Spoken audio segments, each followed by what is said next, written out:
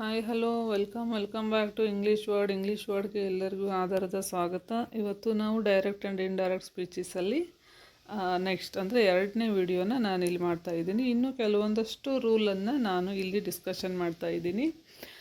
First video direct indirect ರೂಲ್ಗಳನ್ನೆಲ್ಲ ಕಂಪ್ಲೀಟಾಗಿ ನೋಡಿಕೊಂಡು ಒಂದು ಸ್ವಲ್ಪ ಕ್ಲಿಯರ್ ಆಗಿ ರಿಪೀಟೆಡ್ ಆಗಿ ನೋಡಿ ಆದಮೇಲೆ ಇದೊಂದು ವಿಡಿಯೋ ನೋಡಿದ್ರೆ ಇನ್ನೂ ನಿಮಗೆ ಹೆಲ್ಪ್ ಆಗುತ್ತೆ ಅಂತ ಹೇಳ್ತಾ let us welcome and start this video.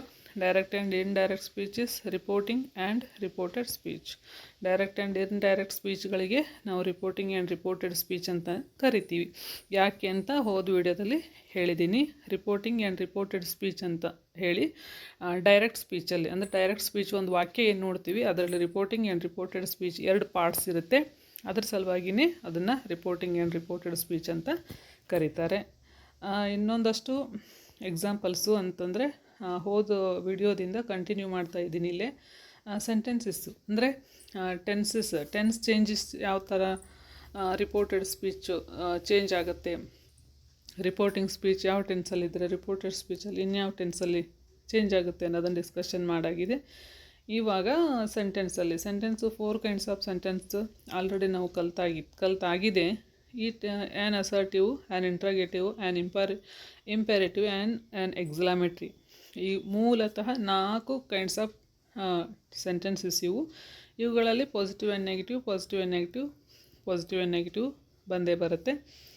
ಆ ಪಾಸಿಟಿವ್ ಆ್ಯಂಡ್ ನೆಗೆಟಿವ್ ಅವುಗಳನ್ನು ಸಹಿತ ನೆಕ್ಸ್ಟ್ ಎಕ್ಸಾಂಪಲಲ್ಲಿ ಹೇಳ್ತೀನಿ. ಬಟ್ ನಾವಿಲ್ಲಿ ತಿಳ್ಕೊಬೇಕಾಗಿರೋದು ಏನಂದರೆ ಈ 4 ಕೈಂಡ್ಸ್ ಆಫ್ ಸೆಂಟೆನ್ಸ್ ಅಂದರೆ ಆ್ಯನ್ ಅಸರ್ಟಿವ್ ಸೆಂಟೆನ್ಸು ಅಸರ್ಟಿವ್ ಆಗೇ ಇರುತ್ತೆ. ಆ್ಯನ್ ಇಂಟ್ರಾಗೇಟಿವ್ ಆ್ಯಂಡ್ ಇಂಪೆರೇಟಿವ್, ಎಕ್ಸ್ಕ್ಲಾಮೇಟರಿ ಈ ಕೆಳಗಿನ 3 ಟೆನ್ಸ್ಗಳು ಏನಾಗುತ್ತೆ ಆ್ಯನ್ ಅಸರ್ಟಿವ್ ಸೆಂಟೆನ್ಸ್ ಆಗಿ ಕನ್ವರ್ಟ್ ಆಗುತ್ತೆ while changing into indirect speech. ನಾವು ಇಂಡೈರೆಕ್ಟ್ ಸ್ಪೀಚ್ ಮಾಡುವಾಗ ಎಲ್ಲ ಯಾವುದು ಪ್ರಶ್ನಾರ್ಥಕ ವಾಕ್ಯ ಇರ್ಬೋದು, ಇಂಪೆರೇಟಿವ್ ಆಜ್ಞಾಧಾರಕ ವಾಕ್ಯ ಇರ್ಬೋದು, ಅಥವಾ ಎಕ್ಸ್ಕ್ಲಾಮೇಟರಿ ಆಶ್ಚರ್ಯ ಸೂಚಕ ವಾಕ್ಯಗಳೆಲ್ಲ ಏನಾಗುತ್ತೆ ನಮಗೆ ಅಸರ್ಟಿವ್ ಸೆಂಟೆನ್ಸ್ ಆಗಿ ಕನ್ವರ್ಟ್ ಆಗುತ್ತೆ. ಕೆಳಗೆ ಹೇಳಿದೆ these all kinds of sentences are changed into an assertive sentence. ಕೆಳಗಿನ 3 ಅಸರ್ಟಿವ್ ಸೆಂಟೆನ್ಸ್ ಆಲ್ರೆಡಿ ಅಸರ್ಟಿವ್ ಸೆಂಟೆನ್ಸಲ್ಲೇ ಇರುತ್ತೆ. ಮಿಕ್ಕಿದ 3 ಸೆಂಟೆನ್ಸ್ಗಳು ಏನಾಗುತ್ತೆ ಅಸರ್ಟಿವ್ ಸೆಂಟೆನ್ಸ್ ಆಗಿ ಚೇಂಜ್ ಆಗುತ್ತೆ. ಎಕ್ಸಾಂಪಲ್ ಸುಮ್ಮನೆ ಒಂದು ಇಂಟ್ರಾಗೇಟಿವಲ್ಲಿ ಒಂದು ಕೊಟ್ಟಿದ್ದೀನಿ.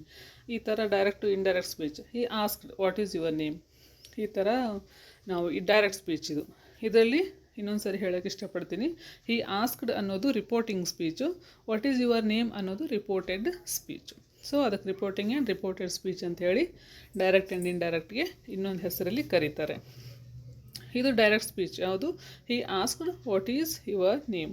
ಇವಾಗ ಏನಾಗುತ್ತೆ indirect he asked what his name was.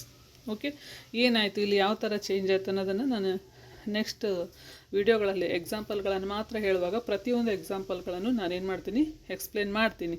But ಇಲ್ಲಿ ಏನಾಯಿತು ಇಂಟ್ರಾಗೇಟಿವ್ ಸೆಂಟೆನ್ಸ್ ಇರೋದು ಅಸರ್ಟಿವ್ ಆಯಿತು.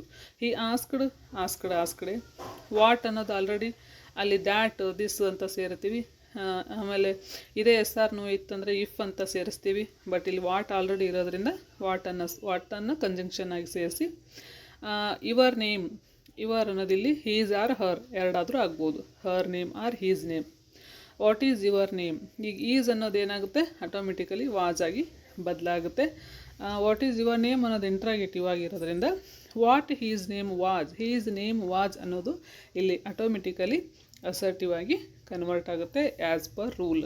ಅಂದರೆ ನಾವು ಟೆನ್ಸಸ್ಸಲ್ಲಿ ಕಲೀಲಿಲ್ಲ ಅಂದರೂ ಸಹಿತ ನಮಗೆ ಅಸರ್ಟಿವಿಂದ ಇಂಟ್ರಾಗೇಟಿವಿಂದ ಅಸರ್ಟಿವ್ ಇಂಟರ್ಚೇಂಜಸ್ ಮಾಡೋದಕ್ಕೆ ನಮಗೆ ಬಂದರೆ ಡೈರೆಕ್ಟ್ ಇಂಡೈರೆಕ್ಟ್ ಸ್ಪೀಚ್ ತುಂಬ ಹೆಲ್ಪ್ ಆಗುತ್ತೆ. ಬಟ್ ಟೆನ್ಸ್ ಮಾತ್ರ ತುಂಬ ಕನ್ಸರ್ನ್ ಇರಲೇಬೇಕು ಇದರಲ್ಲಿ ಅಂತ ಹೇಳೋಕ್ಕೆ ಇಷ್ಟಪಡ್ತೀನಿ.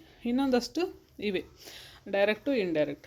ಈಗ ಡೈರೆಕ್ಟ್ ಸ್ಪೀಚಲ್ಲಿ ರಿಪೋರ್ಟೆಡ್ ಸ್ಪೀಚಲ್ಲಿ ಅಂದರೆ ಇನ್ವರ್ಟೆಡ್ ಕಾಮ ಇರ್ತಕ್ಕಂಥ ಸ್ಪೀಚಿನ ಒಳಗಡೆ ಯು ಇತ್ತಂದರೆ ಅದು ಹಿ ಶಿ ಇಟ್ ಯಾವುದಾದ್ರೂ ಆಗಿರ್ಬೋದು.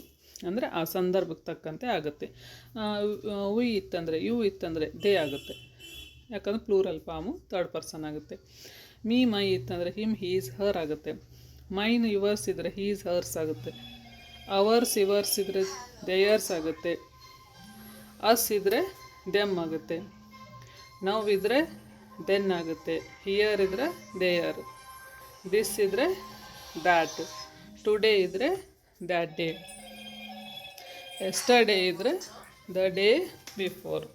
ಎಗೋ ಇದ್ದರೆ ಪ್ರೀವಿಯಸ್ಲಿ. ಟು ನೈಟ್ ಅಂತಿದ್ರೆ ಅದು ದ್ಯಾಟ್ ನೈಟ್ ಆಗುತ್ತೆ. ಲಾಸ್ಟ್ ಸಂಡೇ ಇತ್ತಂದರೆ ದ ಸಂಡೇ ಬಿಫೋರ್.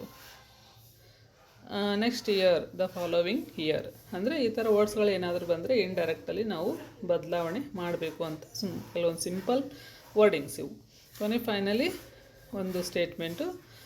ಇವೆಲ್ಲ ಪ್ರೊನೌನ್ಸ್ ಅಲ್ಲ. ಯಾವುದು ದಿಸ್, ದ್ಯಾಟ್, ನಾವು, ಹಿಯರ್, ದೇರ್. ಹಿಯರ್ ಇದ್ದರೆ ದೇರ್ ಆಗುತ್ತೆ. ಯಾವ ಥರ ಆಗುತ್ತೆ ಅನ್ನೋದು ಎಕ್ಸಾಂಪಲ್ ಹೇಳುವಾಗ ನಾನು ಹೇಳ್ತೀನಿ. ಬಟ್ ಪ್ರೊನೌನ್ ಫಾರ್ಮ್ಗೆ ಬಂದಾಗ first person and second persons are changed into third person pronoun form.